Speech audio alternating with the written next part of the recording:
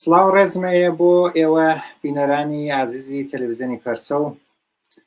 هیوادارم ئەم کاتە و هەموو کاتێکتان بە بەختەوەری و کامەرانیشی بێتە سەر.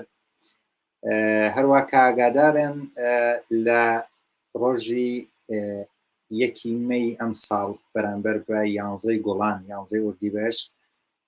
لە شاری مەریوان جەماعەتێک سەلەفی هێرشەکەنە سەر خەڵکی ئازادیخوازی مەریوان لە داسێران. ئەم کارە ئێرتجاعی و کۆنەپەرستانە ڕەنگدانەوەیەکی زۆری بۆ چ ناو خەڵکی مەریوان و چ ناو خەڵکی شارەکانی تر و لە دەرەوەی وڵاتی شەروا کاردانەوەی زۆری بووە و دژی ئەم حرەکەتە کۆنەپەرستانە وێساو. ئێمە لە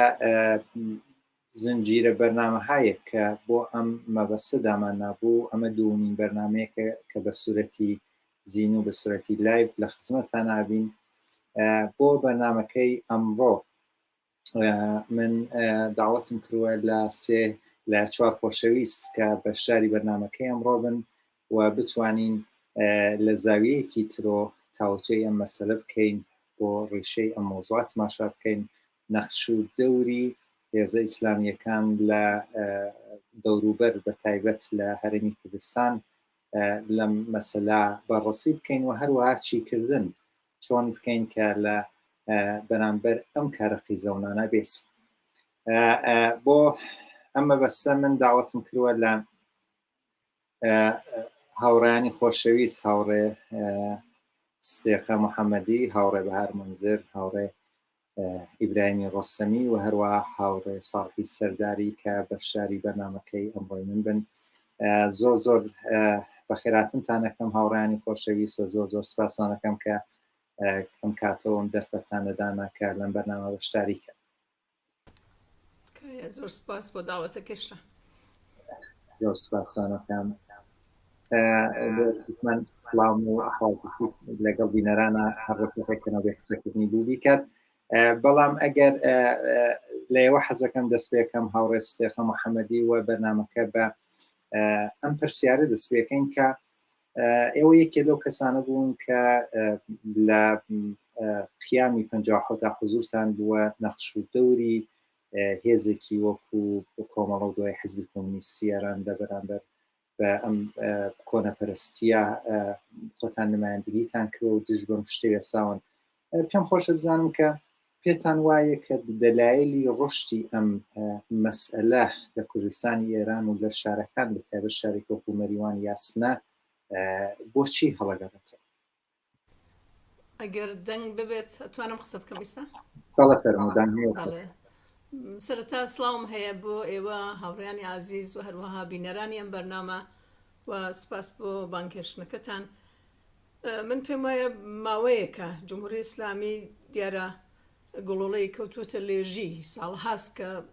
سەرکوتەکە و ئەم ئەواخرە بە تایبەت کە ئەنواع وەقسامی بحرانی داخلی هەیە، بحرانی بینالمللی هەیە، وەزیەتی اقتصادی خراپە و لەلایەترەوە ئەو جنبشانە کە لە هەن لە ناوەوەی ئێرانە واقعاً بە شکلێکی وەسیع خەریکن ئێعترازی ئەبنەوە ساڵی 96 و 98. لە سەرەتاوە من ئەوە بە مهمە زانم بێژم کە خودی جمهوری ئیسلامی خەریکی پیلانگێڕیە، گویا دەنگ نییە. دەنگتان هەیە؟ بەڵێ خەریکی پیلانگێڕیە و بە هەموو شێوەیەک تەلاشەکات هەم مەوانە دروستکە بۆ ئەو جنبشە اجتیماعی گەلە بەسەرکوت بێ، یا بە تەفرقە دروستکردن بێ، یا بە هەر شێوەیەکی تر کە بۆی مەختور بێ، یا بە ئاژاوە نانەوە. ئێستا ئاژاوە نانەوەکی ممکنە یەکێ لە شگردەکانی ئەوە بێ کە ئێستا ئازادی داوێ بە سەلەفیست و ئەنوایی ئەو گرایشە تۆندڕەوانە کە مشکل دروستکەن، یعنی ئەوان واقعاً ئازادن لە حاڵێکە خودی ئیسلاح تەڵەبەکان ئازاد نین. من گەرەکمە ئەوە ڕۆشنەوەکەمەوە و ئەو ئازادیە کە بەوانی داوە مەجای پیانداوە کە دیارە ئەوان لەخەرە نیروهایەکی حامیان هەست، ولی ئەوان ئاژاوە بنەوە بۆ ئەوەی بەو بەهانە بێت بزوتنەوەی خەڵک لە سەردەم ئێستا کە انتخاباتیش نزیکە سەرکوتی کە ئەم مقدمە پێ لازم بوو. بەڵام مەجموعاً حدوداً 20 ساڵە سەلەفیەکان لە کوردستانە زیاتر لە منتقەی هەورامان و پاوە و مەریوان و بانە و بەعزە نقاتی تر ئێستش بەرەو شاری سنەهاتوون ڕۆشتیان کردووە. ئەلەتەکیشی ئەوەیە کە دوای حملەی شەوروی یا هاتنی شەوروی بۆ ئەفغانستان ئەمریکا هێزێکی چەند هەزار نەفەری ئەلقاعیدەی ناردە ئەوێ بۆ بەربگرێ بە حکوومەتی ڕووسەکان لە وەختا کە بە ئیسڵاح کۆمۆنیزم نێرنە منتقەی ئەفغانستان. تعدادێکی فرە کوردی عێراقی چوون بۆ ئەوێ لە ناو ئەو جەمعی ئەلقاعیدە ئامۆزشیان دی و دوای ئەوە کە ئەمریکا و بەرحەڵ شرایط وای لێ هات کە ئەفغانستان مقدارێ کەفتە دەستی خۆیان و ئەفغانستان تالبان هاتە سەردەڕۆنە منە بەرەبەرە هاتنەوە و مەڵاکرێکار کە ناو ئەسڵێکە نەجمەدین فەرەج ئەحمەدە یەکی لەوانە بوو کە لەوێ بوو تەدریسیەکرد حتا لە پاکستان لە ئەفغانستان فێری زبان بوو و لە ناو ئەو جەهادیانە ئامۆزشی دی ئەم هاتەوە ساڵی 91 هاتە نۆروێژ و تقریباً 10 ساڵی لەوێ بوو. ساڵی 2001 بە پشتیبانی ئێران گەڕایەوە ئەو منتەقەوە لە کوردستانی عێراق ئەو ئەنسار الئیسلامی دروست کرد کە با تەوەجو بە مەرز مشتەرەکی کە هەست لە منتەقەی کوردستانە هاتوچوو هەست بە دەلایلی تجارەت بێ یا بە بۆنی نەخۆشینەوە یا هەرچێ ئەم مراودە بووە باعثەوە کە لە کوردستانی عێراقەوە بەڕەحەت خەڵک ئەو گروهە بێنە ئێران و بە شۆن خانەوادەگەلێکا کە جوانانی بێکاریان بوو و دەستەنگ بوون بێن ئەم فکری خۆیان بێرن و بە ئیسڵاح لە مقابڵی حکوومەتی شیعی جمهوری ئیسلامیە هێزێ دروستکەن. ئەم ڕۆشتی بۆ یادگراییە شتێک وەکو قارچک لە زەرفی ئەو 20 ساڵە لە منتەقا هەڵتۆقی بە خاتر بەرگردن، یعنی هێزە ئەمپریالیستیەکان و هێزە تۆندڕەوەکان ئەز جمهوری جمهوری ئیسلامی بەریان پێ نەگر هیچ پەرەیان پێدا بۆ ئەوە بەر بە هێزی ڕادیکاڵ و مبارزاتی خەڵک بگرن، بە تایبەت کوردستانێکە ئەحزابی سکولار و ڕادیکاڵی تیا بوو وەکو کۆمەڵە و پایگای توودەئی بوو و بۆ ئەوەی کە ئەو جەوە متشەنجکەن بۆ ئەوە کە ئیسڵاح تۆندڕەوی خۆیان بە زاهر ڕووبە حکوومەتی شیعە و حکوومەتی مرکزی ئێران تەقویەتکەن، دەستیان کرد بە تەشکیلات سازی و حمایەتی دەوڵەمەندەکان وڵاتە دەوڵەمەندەکانی خەلیجیان لە پشت بوو ئەز جومڵە عەرەبستان سعودی. من لەبیرمە کە ئێمە ڕێکخراوەیەکمان دروست کرد بە ناوی کۆمەک بۆ مناڵانی هەڵەبجە کە لە دەرەوەی وڵات ئەو مناڵانەمان بە فەرزەندی قبوڵە کرد و هەزینەی مانگانەمان بۆیان هەنار شەرتیشمانەوە بۆ مناڵانە کە باوکودایکیان لە دەستاوە بچنە مەدرسە بە تایبەت کچان. ئەم هێزانە ئەو وەختە ئەوە پوڵیان بوو کە لە کۆمەک زیاتر پوڵیان ئەدا بەو ڕێکخراوەگەلەکە بەو خانەوادەگەلەکە کەنیشکانیان حجاب با بەسەریانە، یعنی بودجەیان بوو. ئەمە حمایەتێکی سیاسی بوو، هەم هێزە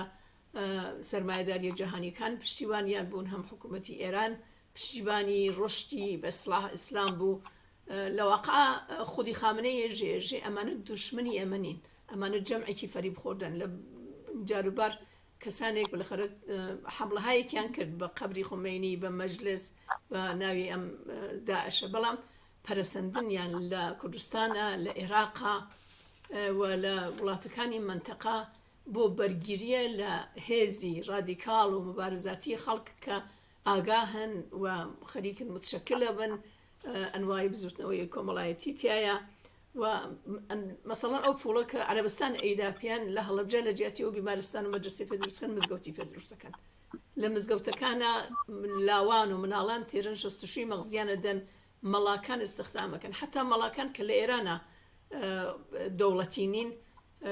وەختی خۆی کە استخدامیان کردو مانگە 3 ملیۆن تومەن پوڵیانە داپیان کە جمهوری ئیسلامی بە تەرحی بەسیجی مەساجدە هاتە مەیدان و بوتی ئەم مەڵاگەلە استخدام کەین باشترە خۆمان پوڵیان پێبین تاوە کە بڕۆن لە عەرەبستان سعودی پوڵ وەرگرن و سەر بە داعش بن. بەڵام ئەم ئیمکاناتە کە هەستیان تەسهیلاتی کیشیان بۆ خەڵک فراهم کردووە، مەسەڵەن کارخانە، شرکەت، کارگەر استخدامەکەن، قەوم و کەسەکان خۆیان دوای بیمەیانەکەن، وەختی بێکارە بن بیمەی بێکاریان پێدەن و تەنەفۆرێک کە هەستیان لە حکوومەتی مرکزی چوون ئەهلی سنت لە مرکزی ئێرانە حتا مزگەوتێکیشیان نییە لە انتخاباتی ڕیاسە جمهوری و مەسادری ئۆمورە و مەسئولیەتەکانە سنیەکان سەلاحیەتیان نەبووە هیچ وەخت کاندیدیان ناکەن ئەم تەنەفرەیان تەبدیل کردووە بەوە کە ناو خەڵکە پایگای تودەیی بخۆیان دروستکەن کە متاسفانە خەڵکی محتاج و فەقیر و خەڵکێک کە بلەخەرە ئاگاهی نییە ئاگاهی تەبەقاتی و چینایەتی نییە لەبەر احتیاج مناڵەکانیان ئەنێرنەیەنەوە بە حەڵ دیارە پایگاهی تودەیی نییە و گاهگاهێ تادید هەیە کە کەن ماوەی لەمە بەر لە حەسەناوە 5 نەفەریان خانوادێکی 5 نەفەریان ڕفاندبوو و دامان و سنها ڕەشاکەن و خەریکن بە حەڵ بەسڵاح پرۆپاگانداکەن بۆ ئەوە پەرە بسێنن جمهوری ئیسلامیش بێدەنگیان لێکاوە هەر ئەمە بوو باعسەوە کە بەو جۆرە هار بوون و هێرش بکەنە سەر خەڵکی دەرسێرە. زۆر سپاس هاوڕێ ستێقە. من ئەگەڕمە بۆ لای هاوڕێ ئیبراهیمی ڕۆستەمی و پێم خۆشە باسەکە لەگەڵێەوە ئەدامە بم. هاوڕێ ئیبراهیمی ڕۆستەمی پێت وابێ بەشێک ئیشارەی کرد هاوڕێ ستێقە محەممەدی، بەڵام پێت وابێ نەخشی خودی ڕژیم ئیسلامی لەم مەسەلە چییە؟ من حەزەکەم مەسەلەن ئیسە تەسویرێک کە هەیە کە ئیسلامیەکان خەریکن لە میدیا ئیجتماعیایی دەنەوەسە کە ئەمانە کە لە داسێرانان وە ڕێز بۆ ئیسلام و ئەم دینە دانان ئەمانە لەگەڵ جمهوری ئیسلامیە دەستیان تێکەڵە، بەڵام خۆیان کە بە شمشێر هێرشەکەنە سەر خەڵک و خەڵکە کوژن و سەر خەڵکە بڕن، ئەمان بەناو بڵێن ئۆپۆزیسیۆن یا دژی وەمەزیەتن. نەخشی خودی جمهوری ئیسلامی لە پەرەپێدان بەم شتە لەم کۆمەڵگایەوە تا چەندێک وجودی هەست و تا چەندێک ئەم نەخشە بەرجەستەیە بە نظرێ. پێش و سڵاو بۆ بینەران و بیسەران و هەروەها میوانانی بەشدار لە بەرنامەکە. من لە تکمیلە قسەکان هاوڕێستێخە بێژم ئەلبەتە خودی مەسەلەی تاوجێگەی دیارە مطالعاتێکی ئەمێق و ئەوانم شاید نەبوو بێت و ماوەیەکی تقریباً چەند ساڵێکی لەمە بێت لە تەلەڤیزیۆنی کۆمەڵ لە کاک حەمید کەماڵیە ئێمە بەرنامەیەکمان بوو لەسەر سەلەفیەکان، یادداشتایەکم بوو لە وەختا کاتوانم چاوپشانێک لەسەر یادداشتانم بگەڕێنم بێژم کە سابقەی خودی ئەم مەسەلەی حزوری بەشێک لە ئیسلامیەکان کە بە قۆڵ دارودەسەی سەلەفی کە بە فەرقەی حەنبەلی ئەحمەدی بنی حەنبەلن، ئەمە ئەگەڕێتەوە بە گوزەشتە حتا مەسەن ئەخوان المسلمین شتێک نەبووە کە مەسەن بژین سەردەمی قیامی ئێران دروست بێت. ئەخوان المسلمین دروست بوونەکەی ئەگەڕێتەوە سەر ساڵ 1307 هجری شەمسی یا 1928 کە لە وەختا بە ڕەهبەری حەسەن ئەلبەنا دروست بووە. مەسەن ئەگەڕێتەوە لەو زمانە، ئەوش لە زمانێکا بوو کە خەریکی دروستکردنی کاناڵی سوێز بوون و دوای ئەو ساتیادادێک معتەرز بوون، ناڕازی بوون، لەو ئەتراز و ناڕەزایەتی ئیسفادەیان کرد لەو فەقر و برسێتی و شارەکە بەسەر کاریگەرانەوە بوون ئیسفادەیان کرد. دوای گروهێکیان یاوەتەیەکەوە ئەم گروهە گەورەترە بووەتەوە لە ماوەیەکی کەما 500,000 ڕۆژیان بۆ دەمەت داستانەکەی بە خۆڵەژێ توولانی. پس ئەمە ئەگەڕێتەوە سەرەوەی کە ئەمان هەر تا زمانێک دین و ئیسلام بووە فەرقەهایەکی مختلفی لێجیا بووەتەوە، هەر فەرقەیەک خۆی بە باش زانیوە لەبەر خاترەوە بتوانێت مەنافعی خێڵەکەی خۆی، قەومەکەی خۆی، تایفەکەی خۆی، عەشیرەکەی خۆی بالاخره ئەمە هەر بۆ ئیسەدە بنچینەی ئەمە شاید کتێبها بووات کە ئینسان بچێتە ناو ئەم دینە جۆربەجۆرەکان یا بەشە جۆربەجۆرەکانی یەکدین. ولی ئەوەی کە لە کوردستانە تاوجێگەی من وتم بە مطالعەیە زووترمان بوو لە کوردستانە خودی بەد لە ئەوەی کە بەد لە قیام مەسەڵەن ئەدهەم بارزانانی حیزبێکی دروست کە بەناو حیزبوڵای شۆڕشتیەر کە لە ساڵ 1988ەوە یعنی لە کاتی ئەنفالەوە تا 2004 لە ڕەهبەری ئەم حیزبا بووە، یا بزوتنەوەیکی ئیسلامی بە ڕەهبەری شێخ خادر کە قەبلەن ئامرهێزی پارتی بووە لە ساڵی 1974 دروست بووە، ولی بە دوای 1988 ئیتر ئەم بە دوای ئەنفالەکان نەماوەتەوە، بەڵام چۆتە ئێران و لێنا ئەم جارەکەی ترەوە دەستی کرۆ بە فعالیت دواتر هاتۆتە لە یەکێتیە تەماسی بووە. بەم چەشنە ئەتوانین بێژین کە جریاناتی ئیسلامی سابقە و مێژویان ئەگەرێتە زۆر کۆن، حتا ئێمە مەسەڵەن لە دیواندرێک کە شارێکی بچووکە توانم بێژم لە دێی قەڵار و تەڵا یا دەیەکی بەناو پاپاڵە ئەمانە هەر وەک مرکزی ئیسلامە سنیەکان و تایەفەی ئیسلامی سنی ئیسە شافعیە حەمبەلیە ئەو تیرەوەن مختلفیە خەریک بوون مەڵایان پەروەردە کردووە تەدریسیان کردو بە مناڵ قورئانیان تێفێر کردوون و هەر لە ئەو وەختەوە مەغزیان شستشو داون و ئیمڕۆژە دیارە ئەمانە کە ئەفکارەکانیەوە دروست بووە هەر گروهی دروستەوەی ئەچێ بەلای ئەوانە لە زمانی جمهوری ئیسلامیشە عملاً بە دوای ئەوە کە ئەم بەشەیان کە یەکەتی لە ساڵی 92 و 98 و پێما بوو لیانیدا چوونەوە بۆ ئێران و ئێران حمایەتی لیانی کرد ئەمەی بە دەستکەوتێک زانی کە بیکە بە فشارێک بەسەر حکوومەتی ئەقلیم لە کوردستانە کە ئەم جریاناتە هەرچی بەهێزتر بن عملاً ئەوێتە گۆشارێک بەسەر دەوڵەتی ئەقلیمی کوردستانە و امتیازێکی زیاتریان بسێنێت و ئەمەی حمایەت کە لە ئێرانە ئیترچە ئەوەی کە ئەو تەلادەیش وە حتا گرتبووی بەزاهر لە زیندانە بوو بۆ خۆی ئاموزشیانیدا لەو بابەتەوە توانم بێژم کە جمهوری ئیسلامی بۆ خۆی ئەمەی گەرەک بووە بە هەر ئەنازەیە کە بتوانێت ئەم گروهانە تەقویەت کات لە کوردستانە لە بەرامبەر رادیکالیزمێک کە بوو بە تایبەت لە کوردستان بە دوای قیامە کە چەپ رادیکال هات قدرەتی گرت و ئەمەی لە قاڵبی ئەحمەدی موفتیزادە و باقی گروه ئیسلامیەکانە ئەمەی بە مناسب زانی کە باشترین کار ئەوەیە کە بتوانێت بێجگەلەوەی کە تەفەقا خاتە ناو خەڵکەکەوە ئەتوانێت بەهێزی ناوخۆی دژایەتی بەرامبەر بە رادیکالیزم لە کوردستانە دروست بکات یعنی من لەو چوارچێوە کولیە هەرەتانم ئەوەندەی ئیشارەتی پێ بکەم کە دواتر ئەگە بینەوە سەر باسەکان ئەتوانین بازم ئیشارە پێ بکەین.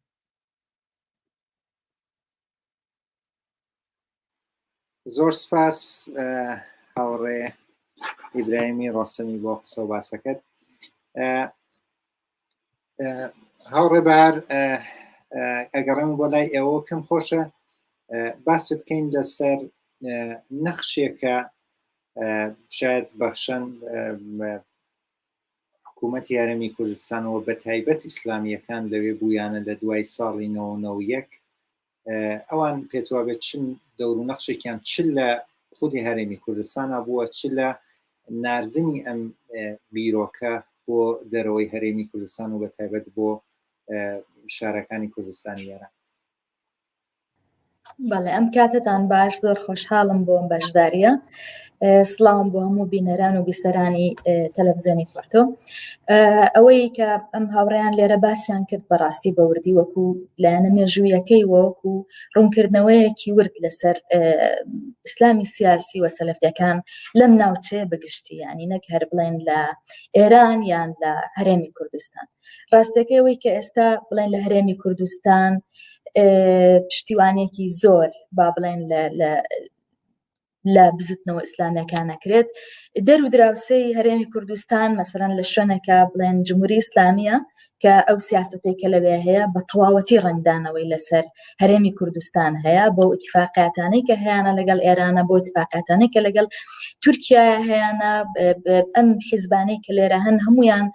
پشتیوانی بزوتنەوە ئیسلامیەکان لە کوردستانە و هەروەها ئەوەی کە بڵێن وەکو بزوتنەوەی سەلەفیەکان لە هەرێمی کوردستانە ئەمیش وەکو باڵێکی تریان وەکو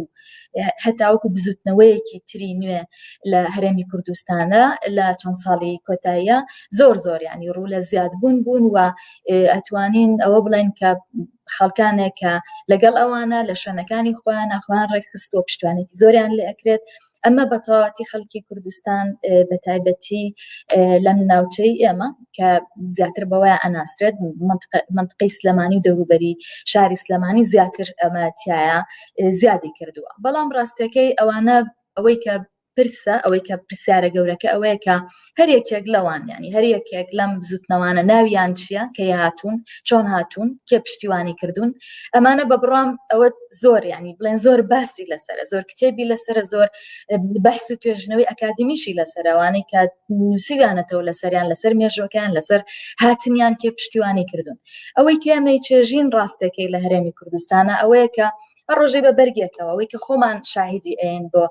مەسلەی شەنگال و بوونی داعشوانە بەڕاستیەوە نییە ڕۆژانە ئێمە هەست بە بوونی داعشەکەین لە ناو شارەکانی کوردستانە ڕۆژانە هەست بە بوونی جمهوری ئیسلامی ئێرانەکەین لێرە کە بەڕاستی ڕۆژانە لێسەنەوەی ئازادیەکانی تاک ئازادیەکانی ئینسان لەم وڵاتەیە لەم هەرێمەیە کە پشتیوانیشی لێ ئەکرێت ینی بەڕاستیەوەی کە نایبینیت لێرە پرسێکە بەنایەوەی کە حیزبەکانی ئێرە مەسەلەن وەکو حیزبی سەربەخۆ بنیان ئەجەندای خۆیان بێ هەر یەکێک ئەتوانێت ئەوە ببینێت کە هەر یەکێک لە حیزبەکانی ئێرەش ئەجەندای شوێنێکی تر بەڕێوە ئەبان ینی هەرەوەی کە ئەو قەتڵ و ئامەی کە لە ئێرانەکرێت ئەوەی کە خەڵک لەوێ سەرکوتەکرێت ئەوەی کە ڕۆژانە مەسەلەن خەڵک ئەگیرێت لەسەر بچووکترین دەربڕینی ڕای ئازاد لە ناو خەڵکی ئێرانە بەڕاستی وشی کە لێرە هەیە ئێمە ناڵێن ئێرە وەک ئێرانە بەڵام بەڕاستی توانین بڵێن ئەجەندایەکە کە لێرەش ئیشی پێکرێت و ڕۆژانە ئەمە وەکو بزوتنەوە مەدەنیەکان وەکو ڕێکخراوەکانی ژنان وەکو ئەو باڵە مەدەنیای کە لە ناو هەرێمی کوردستانە هەیە نیگەرانێکی زۆر لە بەرامبەر بەرکەسکردنەوەی ئازادیەکانە لێرە یعنی ئەوەی کە ڕوو ئەداد ینی سەیرەکەی ئەوەنە شت ڕوو ئەداد ینی لە هەفتەیەکە جاری وایە هەیە 2 جارگوێت لە فتوای زۆر ناشرین قسەی زۆر ناشرین زمانی زۆر زبر کە پێشتر ئەتوان بڵێم پێشینەی نەبوو ئەو قسانە یان ئەو شانێکی ئێستا ئێمە گوێمان لێ ئەبێت بەڵام لە بەرامبەر ئەمەشە ئەتوانم بڵێم دەنگێکی تر هەیەەوە ژانێکی تر خەڵک خوازیارەتی وە ئەوەشی ئەو گشتان نەئەکرێت کاڵێن مەسەلەن هەرێمی کوردستان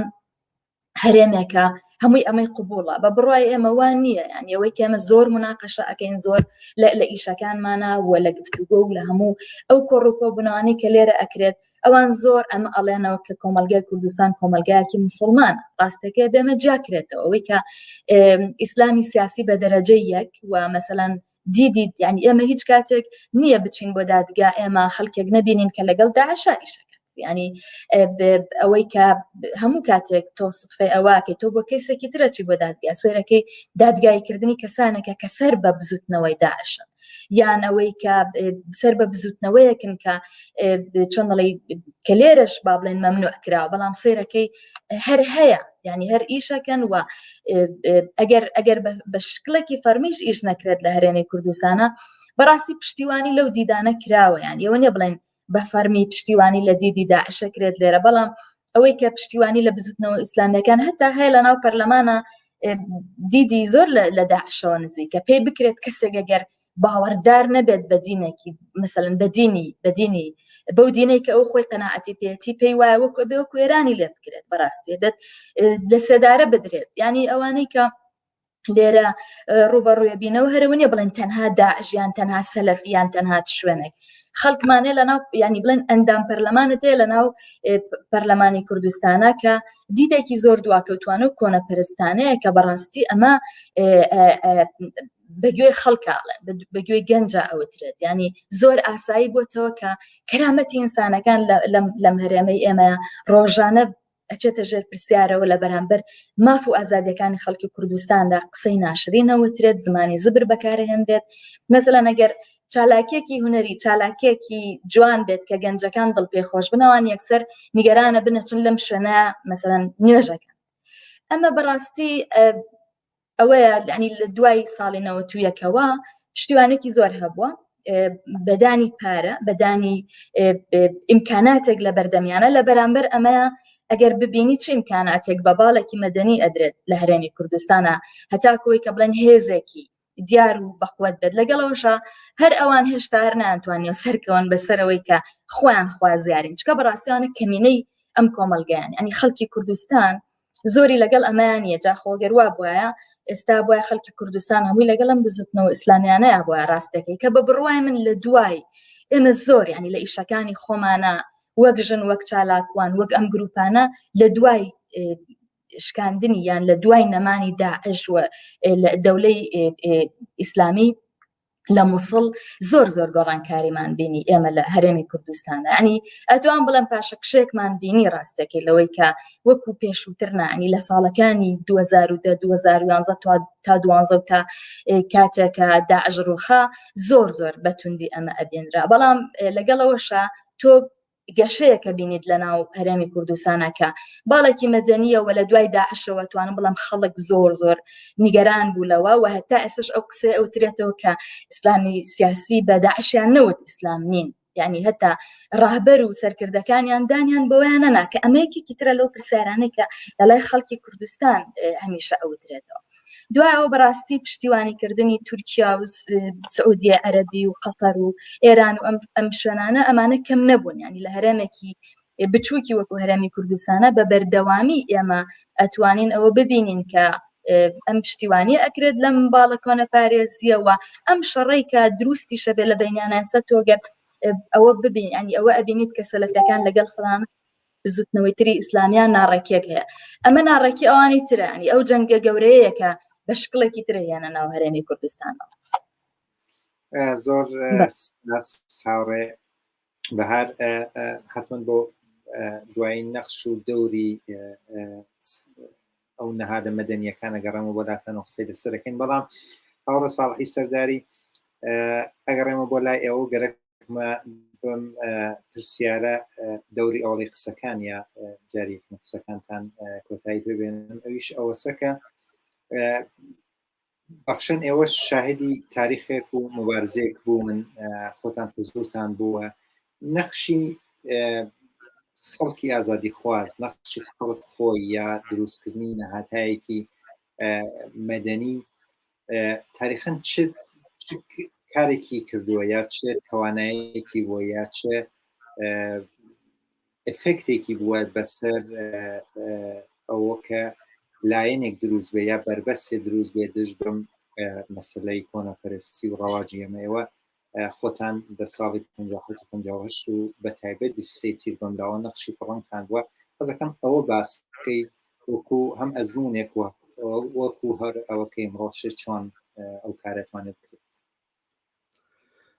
بەڵێ سڵام هەیە بۆ خۆت و میوانە بە ڕێزەکان و هەروەها بینەرانی تەلەڤیزیۆنی پەرتۆ لە جوابی سوالەکە دەبێ بڵێم بە شوێنەوە کە حکوومەتی پاشایەتی ڕووخان لە ئێرانە جمهوری ئیسلامی هاتە سەرکار و تەلاشی کرد بە کوشت و بڕ بە زیندانیکردن ئیعدام سەنگسار هەموو شتانەوە هەموو کەس لێ ئاگادارە کە ئەم بیرە کۆنە پەرستانەی خۆی دابسەپێنێەوە لە تورکمە سەحرا لە کارگرانی بێکاری ئیسفەهانی حمڵی کرد بە دانشگا و حمڵی کرد بە کوردستانیش لە کوردستانە ئەم بەشە سونیە کەسی بوو نمایندەی بوو و چوونە پاڵ جمهوری ئیسلامی ئەس جملە ئەحمەدی مفتیزاوە و مەکتەب قورئان و ئەوانە لەویا کێشمەکێشەی لە ساڵی 57 بین بەرەی ئازادی خواست و چەپ و کۆمونیست لە تەقابل لەگەڵ بەرەی ئرتجاع و کۆنەپەرستیە دەستی پێ کرد هەموو ئەو کەسانەوە حوسن و ساڵ ئێمە بوون کە ئێستا تێدایکیان لێرا وێساون قسەیاکەن لەم بارەوە ئەزانن کە جمهوری ئیسلامی و ئەحمەدی مفتیزاوە مەکتەب قورئان بەرەی کۆنەپەرست لە جامعەی کوردستانە سعی کرد هەر لە ڕۆژ ئەوڵە خۆی داسەپێنێ بەڵام بەنظر من خەڵکی شارەکانی کوردستان بە یۆمنی حزوری سازمانێکی چەپ و کۆمونیستی ئەو سەردەمە تەقابڵی کرد لەگەڵیا و باش تەقابڵی کرد ڕاستیەکەی بەنظر من تەشخیصی دروستی بوو لەو سەردەما من پێم وایە ئەو وەختە کۆمەڵە لە مەقابڵ مەفتیزا و سەفدەری و کە ئەو شیعی ئاخوندێ بوو نمایندەی خومینی بوو دوایی لەگەڵ مەفتیزا توش کێشمەکێش بوون ئەوە مەفتیزا نەقش نمایندگی جمهوری ئیسلامی لە کوردستانە گێڕا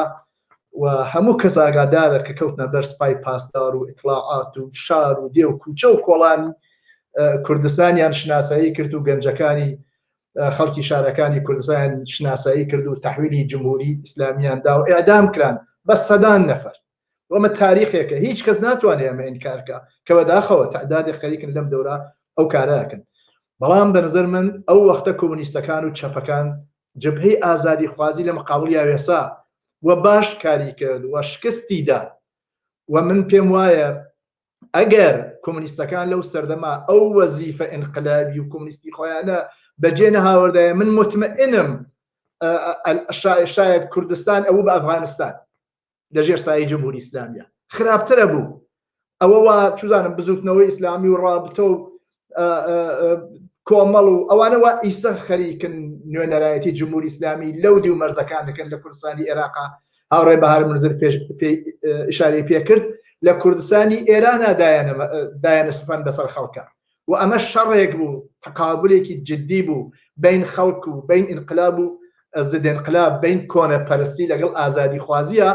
و ئێمە ئەو سەردەمە بەنظر من بە تاکتیکی دروست بە قاتعیەت هەم لە مقابل جمهوری ئیسلامی هەم لە مقابل کۆنەپەرستیە وێساین و لە دەستاوەردای انقلاب 57 و فعالیت گەلێ وا کردومان لەو سەردەمە دفاعمان کرد و هەر بۆیە بە نظر من هەر ئیسەیش ئاسەواریە بینی یا حتا با من ئیشارە بە نوکتەیە ترکەم ڕاستیەکەی من پێم وایە مەسەڵان ئەو وەختە کۆمەڵە و ئێمە گشتمان لە ناوا بووین سپای ڕزگاری بە پشتیوانی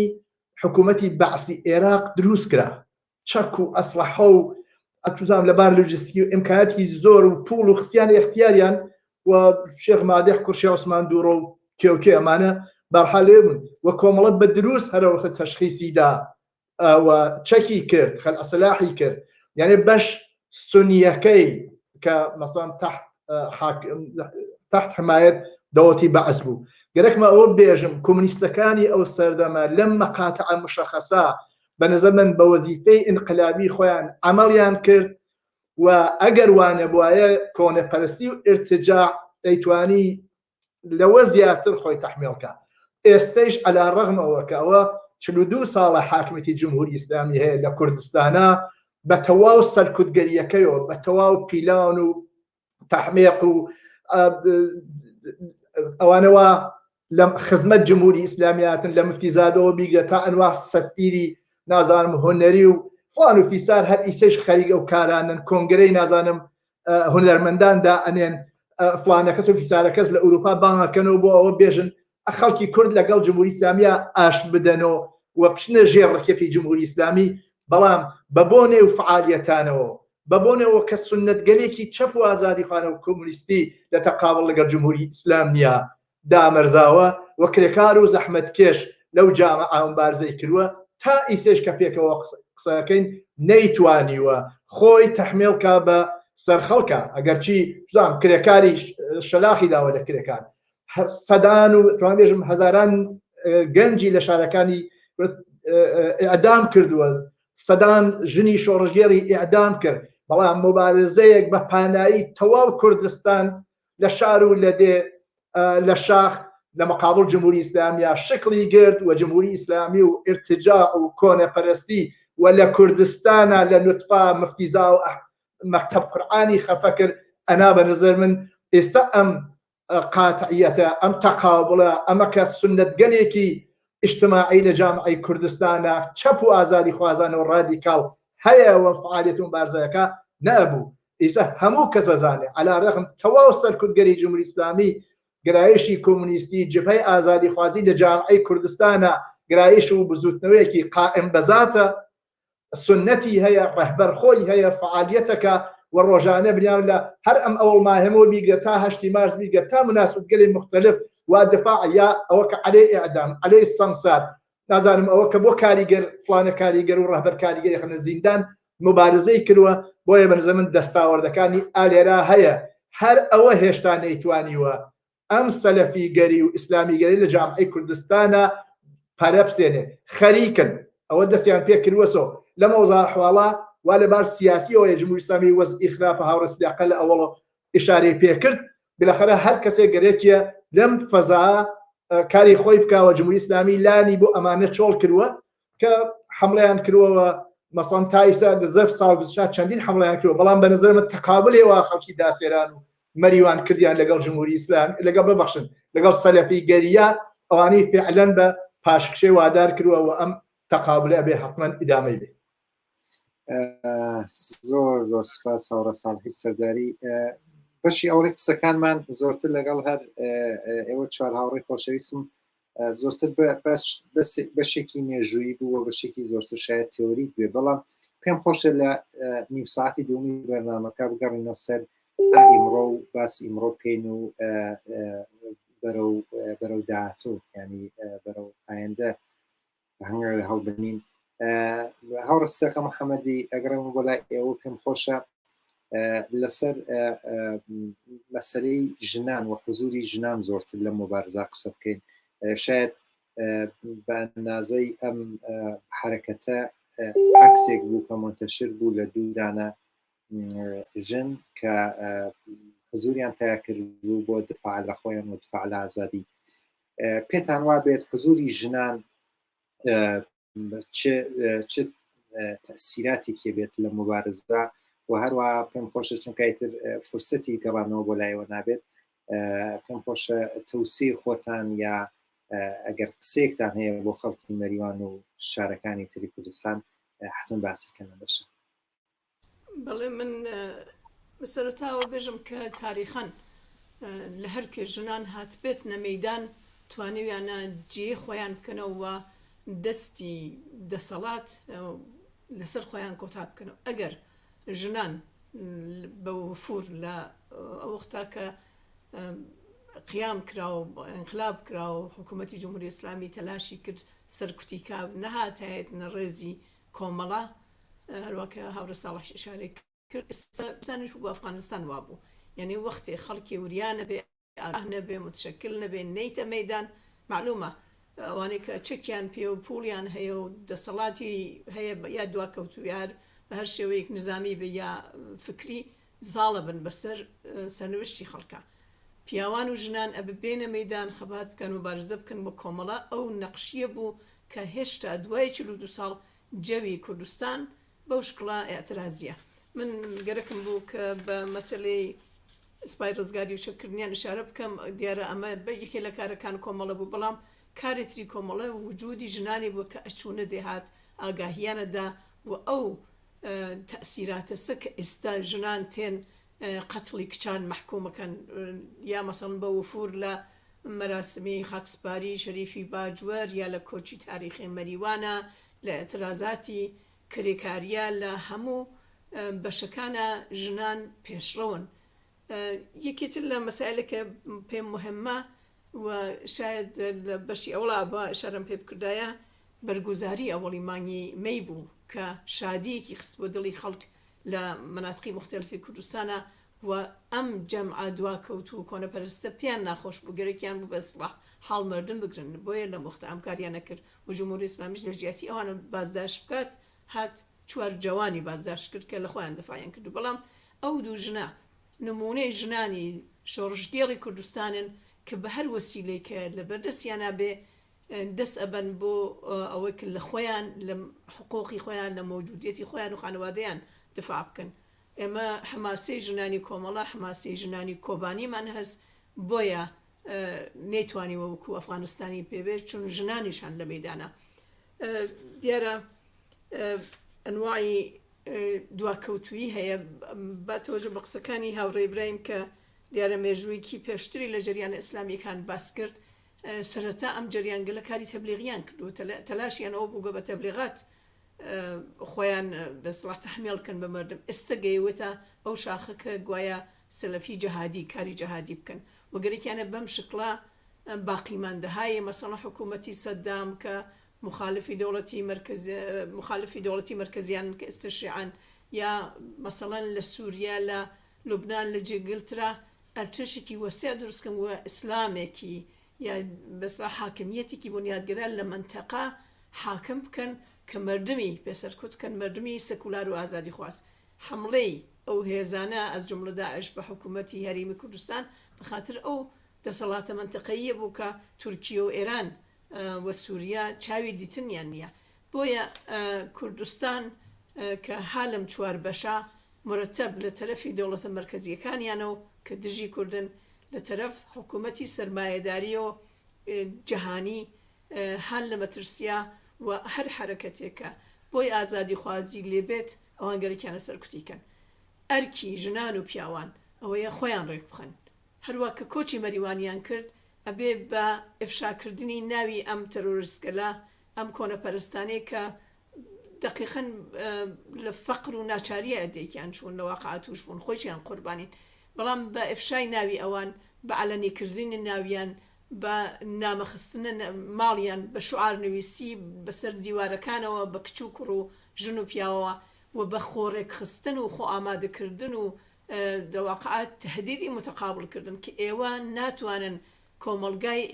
کە ئێمە مبارزەمان تیا کردو بۆ 1400 ساڵەوە بەربیگەڕنەوە ئێمە جازتان پێ نادەین نەیەڵەن مناڵەکانی ئەم چنە مزگەوت ئەم مزگەوتانە یا جمهوری ئیسلامی شستشی مەغزیانەکە یا و جناحی سەلەفی و دواکەوتووە و ناردنی مناڵ بۆ مزگەوت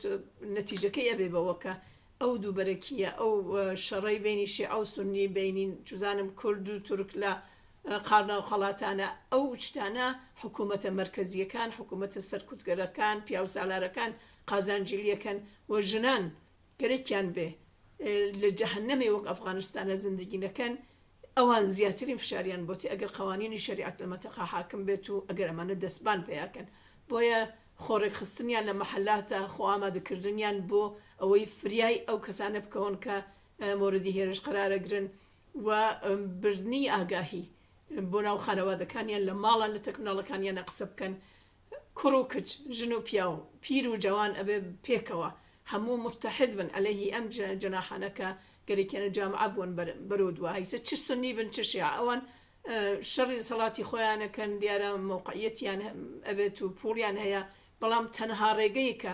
خەڵگەرێکی بەڕزگار بێ خەڵگەرێکی بێ بە مافەکانی خۆی بگا هەرو تەبلیغاتە کە ئەحزابی سەکولار ئەحزابی ڕادیکاڵ و چەپێکەن و تاریخچەی مبارزاتی کە کۆمەڵە بوویەتی لە کوردستانە نەخشی ژنانی ناو کۆمەڵە و تاریخی مبارزاتی ژنانی کۆبانی نیشانەدا کە نەهایەتەن ژن ناچارە بێت لە شرایەتێکە ئەسڵ هەڵگرێ بۆ لە موجودیەتی خۆی دفاع بکە لە حقوقی ئینسانی خۆی دفاع بکە لە خانەوادەی خۆی لە منتەقەی خۆی دفاع بکە وەختی هێرشەکەنە سەری و ئیجازە نەدا کە عەزیزانی تەوەسوتی ئەم کۆنە پەرستانە موردی هێرش قرار بگرە ئازادی بیر و باوەڕ ئازادی پۆشش ئازادی دەربڕینی بیرورا بە هەر جۆرێ بێبار هەڵ مەحدودیەت هەیە کە قوانینی ئیسلام و قوانینی شریعەت دروستیەکە لە دەرەجێ وڵا ژنان قوربانیەکە بۆیە ئەوان لەم ئەرسێشە ئەبێ پێشقراوڵ بن پێشقەدەم بن خۆیان ڕێک بخەنوە لە شارەکانی تری کوردستان و شارەکانی تری ئێرانەوە بێن بەهانای ئەو خەڵکەوە و هەل لە نوتفا خەفیان کن کارێکیان پێ بکەن کە ئەمانە ئیتر نەوێرن بەم شکڵە خۆدمایی بکەن و تهدید بکەن و حتا مەجبور بن منتەقە بەجێ بێڵن ئەونا ئەحساس بە لێژی بکەن کۆمەڵە و حزبی کۆمونیستی ئێران و فعالین و هەوادارین لە ناوەوە پەیگیری ئەم قەزیەس من خۆشبەختانە ئەترازاتێکی زۆرم دیوە لەم رابطە و ئەمڕۆ ئەتڵاعیەکم دی من لە تەرەفی فعالینی کارگەری سنە و ژاوەڕۆ و زۆر ڕادیکاڵ دفاعیان کردووە لە خەڵکی کە هێرش کراوەتە سەریان و داوەتیان کردووە ئەوانیش کە خەڵک بچێ بەهانای خەڵکی دارسێرانەوە و ئیجازە نەدەن کە ئەم جۆرە حرکاتە تکرار بێتەوە و فقط بە فشار هاوردن بۆ ئەوان و فقط بە متحد بوونی ئەو خەڵکە کە بە دەربەستن ئازادیان گەرەکە ئەتوانین لەواقع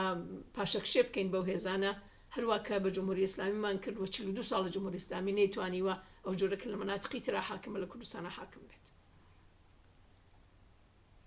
زۆر زۆر سپاس هاوڕێ ستێفەی محەممەدی.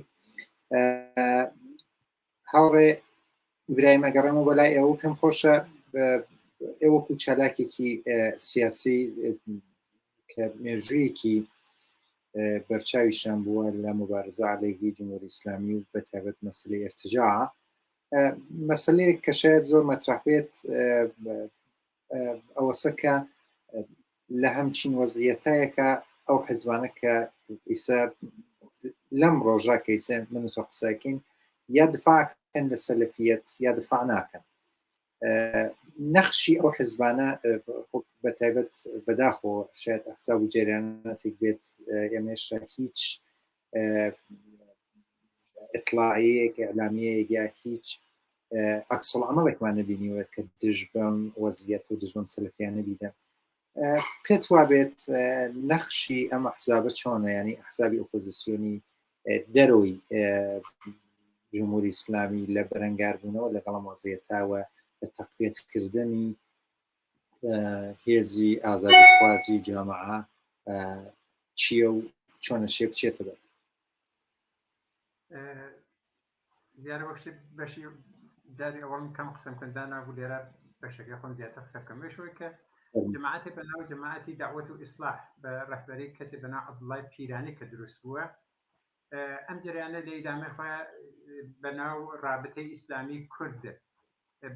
لەلایەن جمهوری ئیسلامی و لە خارج کشورە دروست بوو کەسانی وەکو شێخ حەمە بەرزەنجی دکتۆر مەحیەدین قەرەداغی لە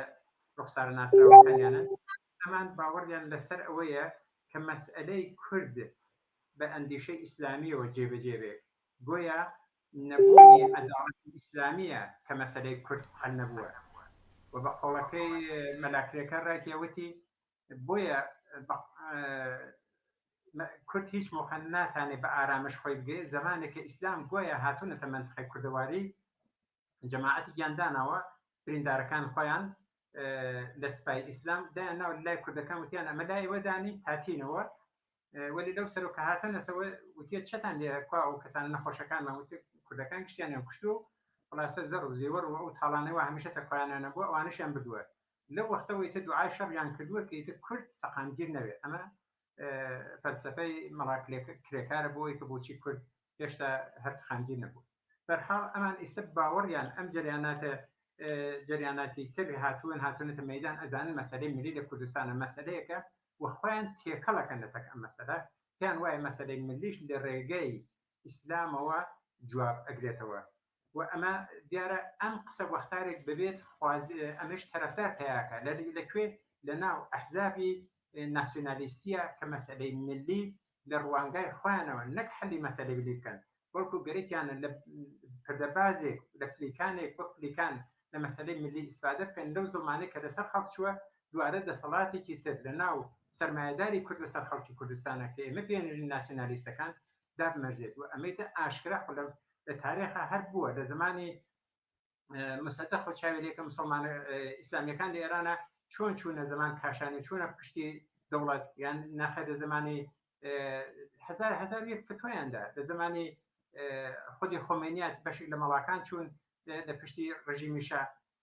یان نەخە هەر ئەو مەڵایە لە کوردستانە فتوایاندا ئەو ئەنفالە کرێ لە کوردستان لە ساڵی 1970 نەفەریان کوشت یعنی بەغیر ئەوەی کە لە هەر کوێنەیەکە لازم بووە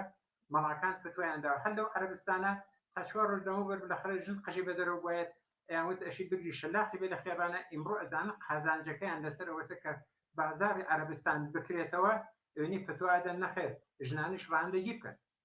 یعنی ئەوەیە کە لە هەر کوێنێکە مەسئلەی لێرە ناسیۆنالیست و مەسهەب دوو دیاردن کە پاڵپشتی یەکن دوڕوو یەکسکەن حمایەتی یەکەکەن و ئەمە لەم ئاخرانە وردە دیمان ئەمە بە ئاشکرا بوو ئاشکرا خۆی نیشاندەوە ئەوێنی ئەحزابی سیاسی لەژێر ناوی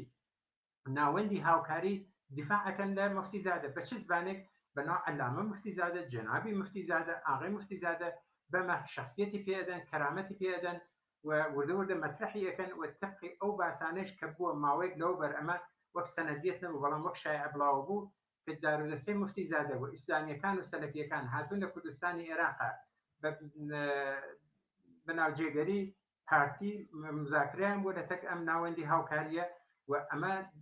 لە چیا خۆی نیشانەدات و ئەم هاوکاریە ئەتوانم بێژم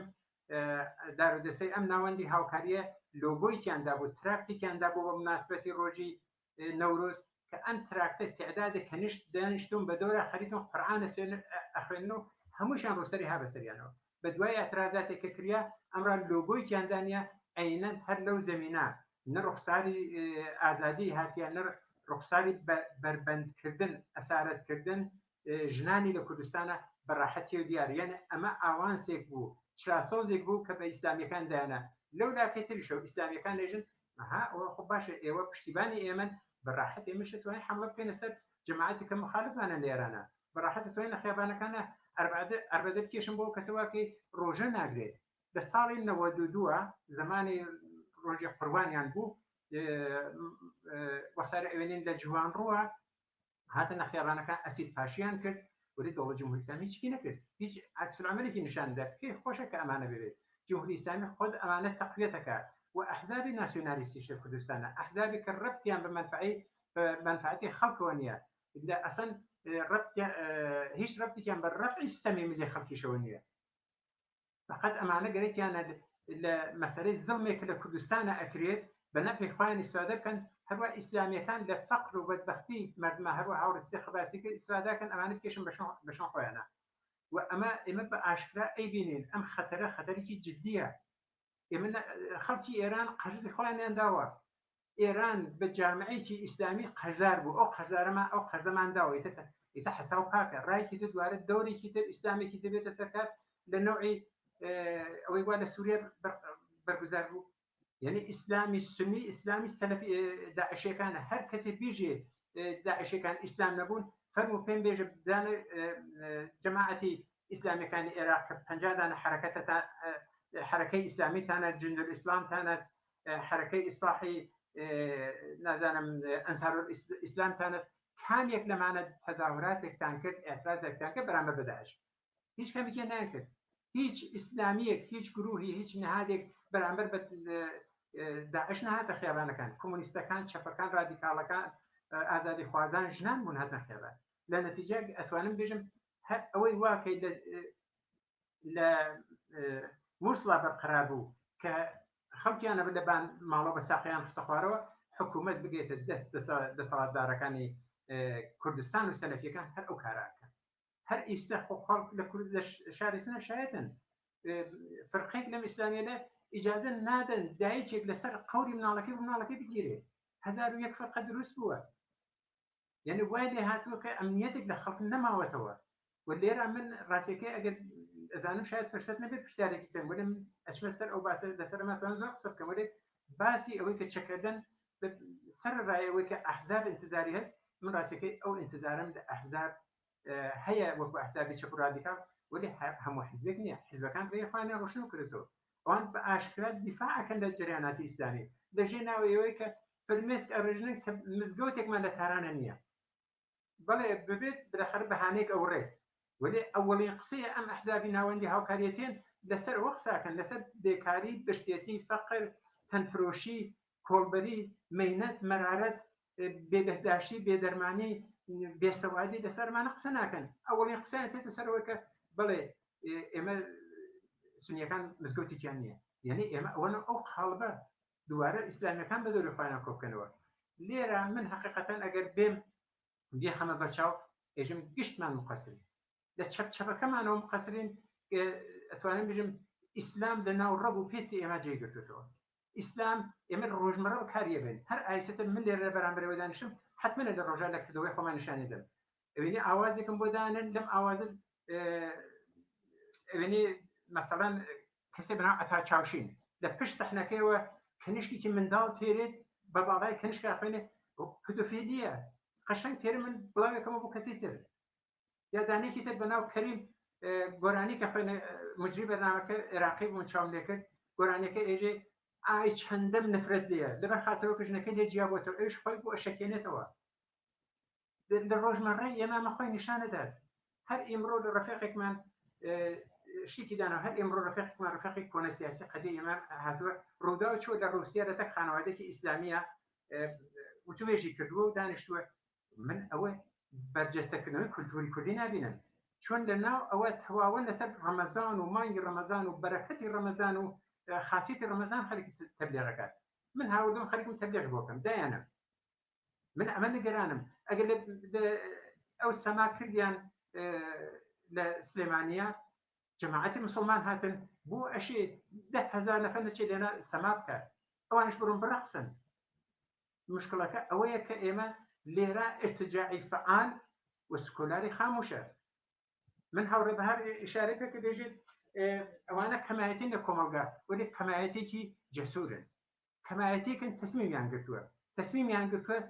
بڕیاری خۆیان بەسەر جامعە ساڵ بکەن هەر ئەو تەسمیمەوە ئێمە لە ئەوڕۆ گرتومان زمانێک قیام کرا نازان لە شار بەریوانە 50 نەفەر سیاسی بوو بەڵام ئێستا دەستی بووە هەر ماڵێک نەفەرێکی هاتیە بانازی ئەو وەختی کاساڵح سەرداری لە سیاست دەزانێت دیواندەرەی ئێمە کائیوب بوو چەند نەفەر معلم نەبووە نەمان نەزانین سیاست چییە ساڵی 56 بەڵام ئێستا تۆ پێم بێژە چەندێک هاتوونەتە مەیان نە ئەو ئەکسەریەتە خاموشە من نیگەرانەوەمە قەوڵەدەن تەواو ئەحزابیش بێنە مەیان تاو ئەکسەریەتە خاموش بێت بەڵام هیچ ئاڵوگۆڕێک ناوێت ئەو ئەکسەریەتە دەبێت بێنە مەیان ئەو ئەکسەریەتە لە جامعەی کوردستانە دەبێت تەکانێک بدەن من نیگەرانی ئەوەمە منگرانی ومە ئەم مەسەلە ئێستا ئێمە هەروە بێدەنگێ دەکەین لە ڕەفتاری خۆمانە لە کردداری خۆمانە لە شعارە وتم لە ڕۆژمەڕە ئەم حرەکاتی ئیسلامیە ببخشە کەسێک ئەمرێت لە ئێرانەوە تراکتەکەی دائنن تراکتەکەی سەرتاپات تەوهینە ئەوێنێ ئەکسی دایکەکەی دانەناوە ژنەکەم مردوو ئەکسەکەی دانەناوە بە ڕاستمەتی ناناسێ دوای من تێرم ئەم تراکتە لێرە بڵاوەکەم فڕێکیش تەرەخۆشیم بۆکە توتیارە بە هەشتە و تراکتە دابە کە تەوهینە بەژن یا لە لایەکی ترەوە مەسەن تراکتەی دانن بە ئاەتە قورئان و ئاەتە کورسی و بەندوق سات وشتم من تێرم دایانم تەبلیغی بۆکەم بابا کوێتە مەرکەزی ئێمە لێرە خۆی باسەکەی من لە جەژنە قوربان و ڕەمەزان لە زەنگەدەم بۆ ئێران جەژنە مبارەکیەکەم یانا ڕەفیقی ئێمە نمایندەی مەجلیسە لێرە پێیان ئەداتێژی بوو مانگی ڕەمەزان ئەکسل ئەمەل بەرامبەر بەمانە نیشان بدەین کەسێک ڕەهبەری ئەم حیزب بۆ جریانی ئەم حیزب بۆ لەسەر کێلەکەی ئاەتە کورسییان داناوە باشە ئەمە چی ئەم ئاڵوگۆڕ پێک بێرێت ئێمەشی ژیانی ئێمە کردەوەی ئێمە ڕەفتاری ئێمە قسەی ئێمە نمونەیەک بێت بۆ ئەوەی کە مخالفەتەکەین من فقط نمونەیەک باسکەم وەک نمونە ڕەفیقێکمان جەسارەتی کرد باوکی هات بۆ لای لێرە لە ڕێگە و باوکی گەرەکی بۆکو لای خۆمان دەخاڵت کە لە ئەموراتی ئەو کەسە هەر لە ڕێگەوت دامن لە پیا بوو ڕۆڵی گیانەوە بوو چ لیباسە خاصنیە لەبەرتە جوابەکەی وتی باوکە بۆ شتێکە خاص نابینی من لیباسا لە بەرمەجات تۆ نابینی بابا ئەکسەر ئەمە نیشان بدەین لەو ئێرانە هەرچی کەسێک تێ دەخاڵەتەکە ئەمە قانونی خوانیە ئەمە ئیسلامی نییە بەخێر ئیسلامەکەی تۆ ئینسانی نییە تۆ لە تاو ئەم دنیا یەک کتێبت قبول و کتێبشت نەخوێندوتەوە ئەمە مشکڵەکەی ئەمە ئەوەیە مشکڵەکەی ئەمە ئەم جواب نادێنەوە کەسێک ئەگەر لە ئێرانە بێت وامان لێ هاتووە چەند جامعە ئەمەی قبول کردووە حتا لەم ئوروپایشە ئەمەی قبول کردووە ئەوە نییە ئێژێک تەنامان بردووەی سوەیسیش ئەو ئیسلاحێژم وەیسیش بە سونی دەرچوو ئەوە خەڵک پەنایانە بێت بە سازمان ملەر و مەسەلەی حقوق ژنان ئیسە ئێرانیان کردووە جزو کۆمیسیۆنی مەسەلەی ژنان هاوڕێ برایم زۆر سپاس کاتی بەرنامەکە زۆر کورتە سکوتەی ئێمە بشکێنین من لەسەر ئەمە توانم بە زۆر قسە بکەم ئێژم تا زمانێک ئەم جوە نشکێنین ئەم ئەکسەریەتە کەواکە ئێمە ئەکسەریەتێکی مطلقی نەینەمەیان ئەو ئەقلیەتە بیرروڕۆی خۆیان تەحمیڵەکەن ئیسە بە تەبلیغات بێ یا بە زۆر بێ بە جەهادی بێ بە وەحشەت بێ خلاصە بباش زۆر سپاس حتمما پێم خۆشە بێت لە بەرنامەکانی ترا بەوردی لەسەرەوە حتم بەرنامەیەکی تایبەت بوو بەسین و قسە بکەین هاوڕێ بەهار منزر ئەگەڕێمە بۆ لای ئێوە پێم خۆشە سەرەتا لە پرسیاری یەکەمە باسی و کۆمەلگاتە کرد باسی ئیسلامیەکان دەوێەوە و ئەو ئاڵوگۆڕە کە لێ بوو دەسەڵاتەکە بوویانە تا ئێستا قسەت کرد بەڵام خۆشە باسی نەقش و دەوری کۆمەلگا بکەی ئەو نەهادە مەدەنیانە کە هەیە لە جامعە چۆن ئەتوانێت بەرەنگار بێتەوە دژ بەم شتە بێسێت و حتا شاید ئەو چاوەڕوانیشە بکرێت کە بەرەی ئازادی خواز لەوێ دفاعێک بکەن ئیسە ئیطلاعیە بێت قسەیەک بنووسن لێدوانێ بکەن و دفاعکەن لە خەڵکی داسەرانی مەریوە پێم خۆشە باسەوە بکەیت زۆر سپاس دەست خۆش دیارە من قسەکەم لەسەرەوە نەبوو کە وەکو ڕایگشتی ینی زۆر ڕازی بم لەوەی کە ئێستا لە هەرێمی کوردستان هەیە بەڵام بەڕاستیش ئەگەر ینی چەند نمونەیەک بێنینەوە ئێمە ئەو باڵە مەدەنیە ئازادی خواز یەکسانی خوازە هەمیشە هەبووە یعنی ئێمە ناتوانین هەر بڵێن لەبەرەوەی کە زۆر نییە و بەهێز نییە دان بۆیان نەنین کە هەیە ئەنی ئەمە جاری وایە ژیانی خۆمانە خێنە خەتەرەوە بۆی کە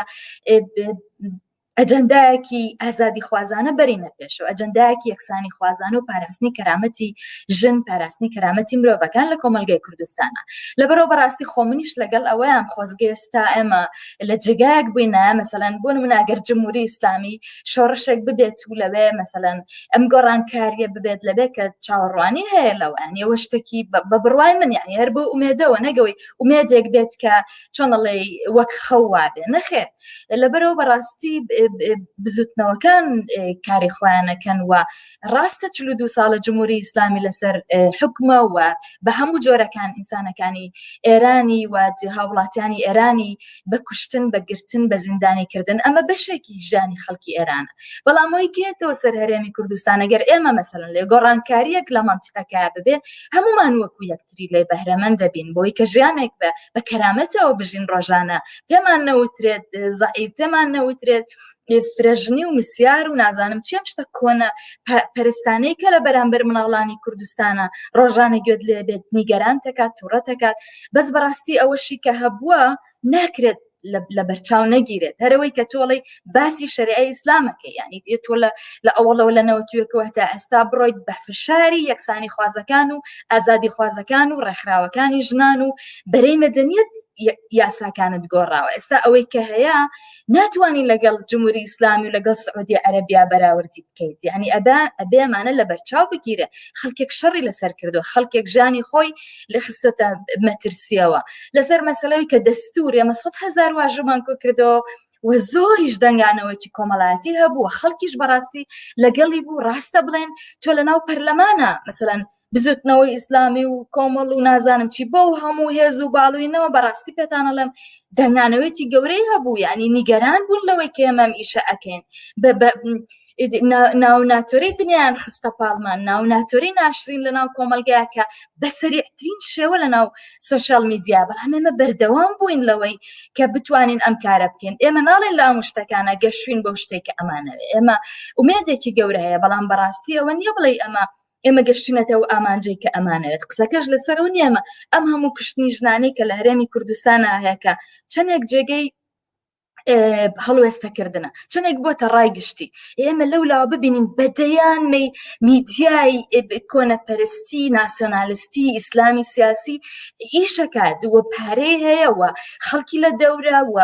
ئەچێتە ناو ماڵەکانەوە مزگەوتەکان پڕەکات لە خەڵکێک ئەوەی کە ئەو هاوڕێمان باسی کرد بە شەرواڵی کورتەوە ئەوەی کە کورد بوون و بە شەرواڵی کورتەوە و سەلەفی بوون و ئیسلامی سیاسی لەویا بە گوێی گەنجەکانە ئەخوێنن لەویا بە گوێی باوکەکانە ئەخوێنن کێنەوە توندوتیش بن بەرامبەر مێنەکان لە ناو خێزانەکانە لە بەرامبەر ئەمە بەڕاستی لە هەرێمی کوردستانە دەنگێکی تر هەیە هونەر هەیە جادەی ساوەڵەکە هەیە ئەوەی کە ئێوە خۆتان باستان کرد کۆمەڵە کشتی تر هەیە کە هەموو جارێک ئەوانی پێنیگەران بوون کە بەڕاستی ئەمەیان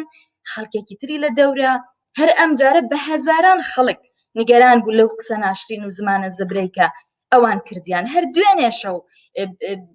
ڕاهبەری مەسەلەنێکێک لە حیزبەکان باسیەوە کاکە ژنانێکە چوونە تەمەنە و پێویست ناکە خۆیان داپۆشن لەبەرەوەی کە ئەوان بەس ئەم شتە سکسوالیتی ژن ئەبینن کە ژن تەنها لەشێکە بۆ خۆشی پیاوان بەڕاستی بۆ ئەو دیدە پیاو سالاریە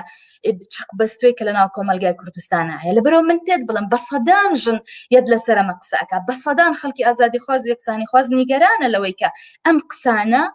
حکوومەتیش لە بەرامبەریان ناوەستێتەوە و ئەشتێت وە سەرۆکی حیزبەکانی کە لە ناو دەسەڵاتان ڕوبەڕوویان ئەچن و بە دەعوەتیانەکەن و قسەیان لەگەڵەکەن و ئەیان هێنە بەرەی خۆیان و دانیشن دانوستانەکەن کە ئەوەی ئەوانەیکەن هیچ ڕەبتێکی بە ژیانی خەڵکی ئەمڕۆی کوردستانەوە نییە مشکلەی موچەیەکە کە لەو مشکلانەی کە هی زۆرینەی خەڵکی کوردستانە مشکلەی ئەوەی ئەم هەموو تاڵان و بڕۆ شتانەی کە لە سەر ژیان و قوتی خەڵکی هەرێمی کوردستانە ئەوانن کەمینەتی کەمن کە بڕیاری لەسەریان و ئەوانیش بەڕاستی پارێزگاری لەو حیزبانە ئەکەن کوا ئێمە خۆ نەماندیوە هیچ کاتێک لە بەرامبەر ئەو حیزبانە بوەستنەوە کام کەناڵی تەلەڤیزیۆنی لەلایەن حکوومەتەوە بە شکڵێک بڵێت لە بەرەوەی ئیهانەی بەژن کردووە ئەم کەناڵەدا ئەخرێت ئەگەر فشاری ئێمە نەبووە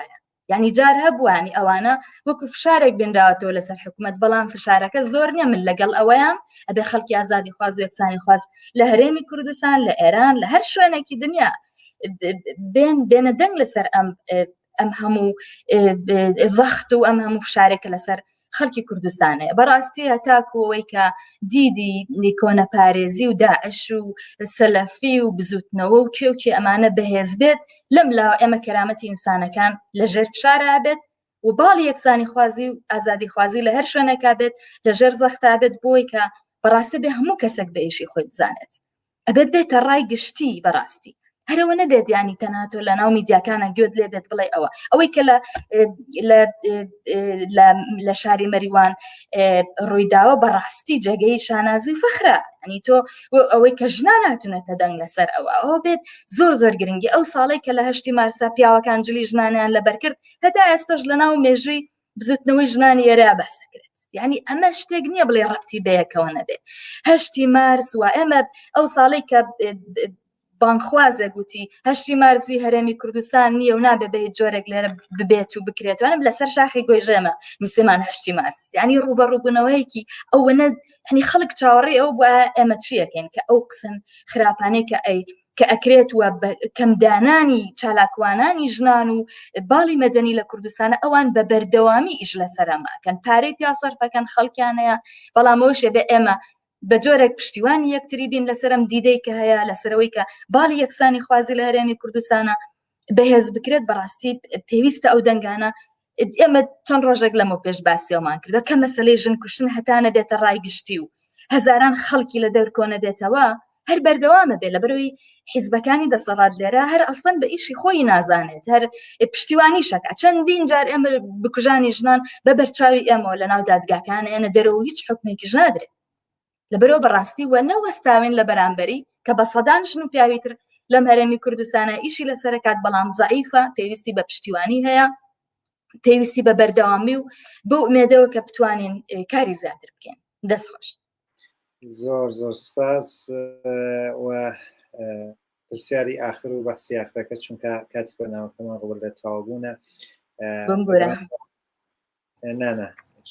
ئەگەڕام بۆ لایەوە هاوڕێ ساڵحی سەرداری نەخش و دەوری ئائستا ئێمڕۆ کێمە قسەکەین کۆمەلگا چییە، جوانەکانەشە چی بکەن، شتە و سیە هەست وەکو کارێکی ئەمەڵی کە لەو جامعە چونکە ئەو جۆرە کە من لە خەبەرەکان یا و ارتباطانە کە بوومە لەگەڵ مەریوان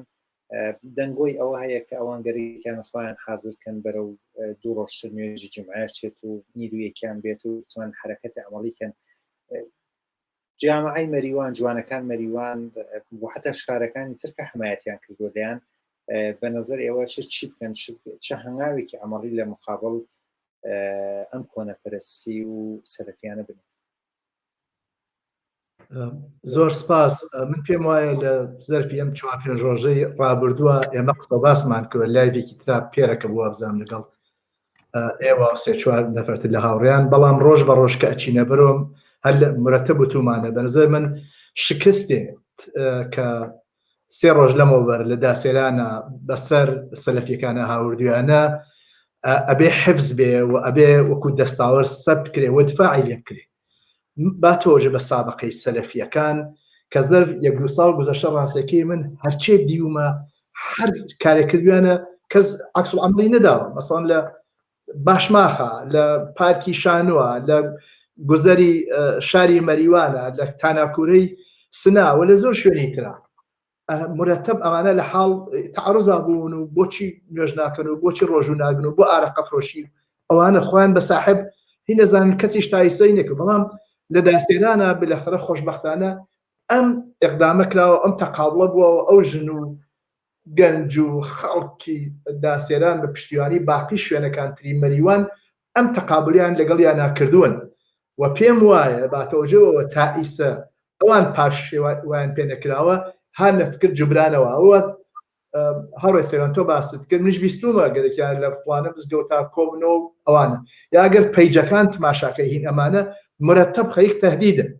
نازانم چەندێک دەقەیەقە مەسەڵەن داوایان کردووە لە خەڵکی باقی شارەکان بە فریای خوشکاون و برایانمان لە مەریوانە بگەن و کفر و فڵان و فیسار وایان کردە و ئەو جۆشتانە و حتا لەم چەند ڕۆژە ئەگەر تەوەژۆتان کردبێ مەسەڵەن عەکس ئەو جوانانەیان داناوەوە چەند شەو لەوە بەرگیران جمهوری ئیسلامی بالاخره زەهر خۆی وەشان لە خەڵکی لەو جوانانەوە لە تەقاول لەگەڵ سلەفیەکان وێسان یا هین ئەو کوڕە جەمالەوە هێشتا لە بیمارستانە جەمال فەیزی یا عەکسی ئەو ژنانەوە بڵاوە بووە. گرەکمەوە بێژم تهدیدەکە بەشێکی بە نظر من تەبلیغاتە وەلێ تەبلیغات بێ یا غەیرە تەبلیغات بێ بە نظر من ئێمە ئەبێ ئامادە بین بۆ جوابدانەوە و ئەگەر دەست بە نەکارێک و ئەگەر حەمڵە بکەن بە کەسێک و تعرضکەن بەنظر من ئەبێ لە هەموو لایەکۆ لە تەقابڵیانە بێسین. ئەمە ئیتر من ئەو جارێکتیش باسم کرد بەنظر من ئەمە داسێران نییە لەخەر قۆرعا ئەو ڕۆژە بە ناو داسێرانە کەوت سۆزی ممکنە لە سەوڵاوە دووسپەی لە سنە ئەو ڕۆژەکە لە سەقز و بۆکان و نازانم شوێنەکانی ترابێ ئەمان گەرەکیانە هەر جۆرێک بێ ئەم قودرەتەی خۆیان بەسەر خەڵکە حاکم کەن کەس جوابیان نەوێرە جوابیان باتۆ چوزانم فەزای ڕەشبینی ئەوە هەچە کەسێ ڕۆژ و بگرێ نازانم لیبازوا کاتەبەری قۆڵی ڕوودنەکە ژیان ئەوێ وا هەڵسن و دانیشتنەوە جەنابیان فەرمویانە ئەمە بەنظر من هەیە ولێ فعلەن قەزیەکە ها لە دەوروبەر داسەلان و مەریوانە من داواکەم لە کۆمەڵانی خەڵکی ئازادی خواست هەر کەسێوا بۆ ئازادی خۆی هەر کەسێوا بۆ ڕەفاه و چوزانم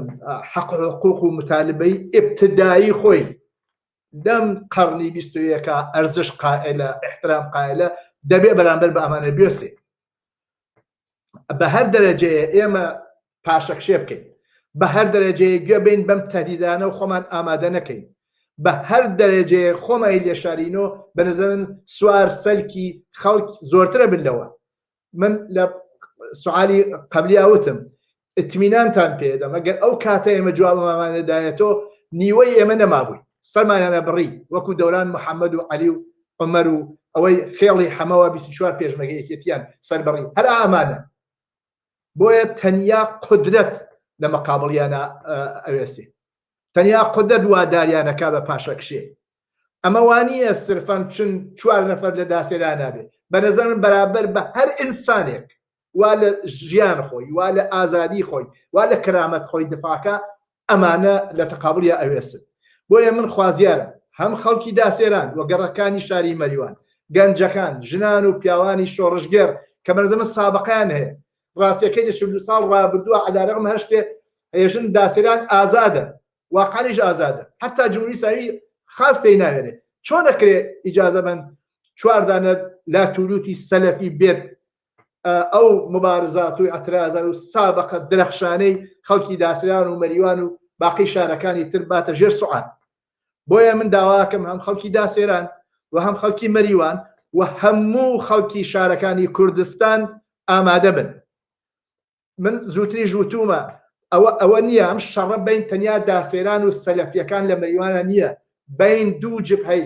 ڕەشبین و ارتجاع و کۆنەپەرستی لەگەڵ جبهەیەکە ئازادی خواز و دفاعکە لە حەق و حقوق و کەرامەت و شخصیەتی خۆی ئەگەر ئیمڕۆ ئەوان لە داسێران و مەریوانە موافق بن مطمئن بن لەسەر تاسەری کوردستانە موافق بن مطمئن بن لەسەر شار و دێ و شارۆچکەی کوردستانە خەڵکە خانە ژێر فشار و عەزیەتێکەن و کوتەکە وەشێن و فلان و فیسان بەرعەکسەکەیشی هەست ئەگەر شکست بخۆن لەم ئیناکتایسە شکستیان خوارووە بەرزەمە جورئەت ناکەن لە هیچ شوێنێکی تری کوردستانە فعلەن دەست بەرزۆکەن و بەرامبەر بە حەقی خەڵک و متالباتی خەڵک بێسن بۆیە هەر ئەو پشتیوانیانە مەسەڵەن خەریکە ئەکرێ هاوڕێیانی دیواندەری ئیبراهیم ڕۆستەمی عەزیز کە هەلێرە نامەیان داوە خەڵک دیواندەرە کە خەڵکی ئەوێن و فعالی سیاسی بوون لەوێ و سابقە و شۆهرەت و شخصیەتن لەوێ پشتیوانی کەن الآن هاوڕێستێقە باسی کرد جەمعێ لە کارگەرانی سنە و منتەقەی کەڵاتەرزان داوایان کردووە و بەنظر من ئەبێ هەموو کەس لەم هینابێ و ئەحزاب و جەیاناتێ خۆیان بە سکولار و چەپ و ئازادی خوازانن ئەمە ئەو ڕۆژە سەواشێ دفاعکەن من حاڵی نابم بەعزێ لە ئەحزاب تایسە سکوتیان کردووە و بۆیە هەر کەسێ بەنظر من دفاعکە لە ئازادی خوازی لە ئینسانیەت لە سکولاریزم چەپ و کۆمونیستە دەبێت لەم شەڕا بەنظرم بەشداریکە شەڕێک وە خەڵکی داسێران و مەریوان فعلەن لە تەقابڵ لەگەڵ کۆنەپەرستترین هێزە بەڕێوە ئەبەن و تا ئیسەیش سەرکەوتوو بوون و ئێمە بە هەچێ هێزە بەنظر من جبهەی ئازادی خواز و چەپ و کۆمونیست لە کنار ئەو خەڵکان هەین چ لە داسێران بێت چ لە باقی شوێنەکان بێت پێم وایە چەند ڕۆژ ئایندە ڕۆژگەلێکی تعین کوڕندەیە لەم تەقابڵە کە ئومیدوان سەرکەوین بەسەریانە و کۆنەپەرستی و تاریک پەرستی و ئەوانە شکست بدەین. زۆر زۆر سپاس هاوڕە ساڵحی سەرداری و هەروەها زۆر زۆر سپاس دەکەم لە ئێوە هاوڕانی خۆشەویست کە بەشداری ئەم لایڤە بوون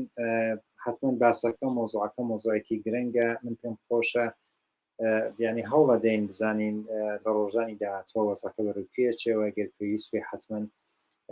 بەرنامە و بەرنامەهایەکی تایبەتتر بۆ مەبەستە تەرخانەکەی تەلەڤیزیۆنی پەرتەو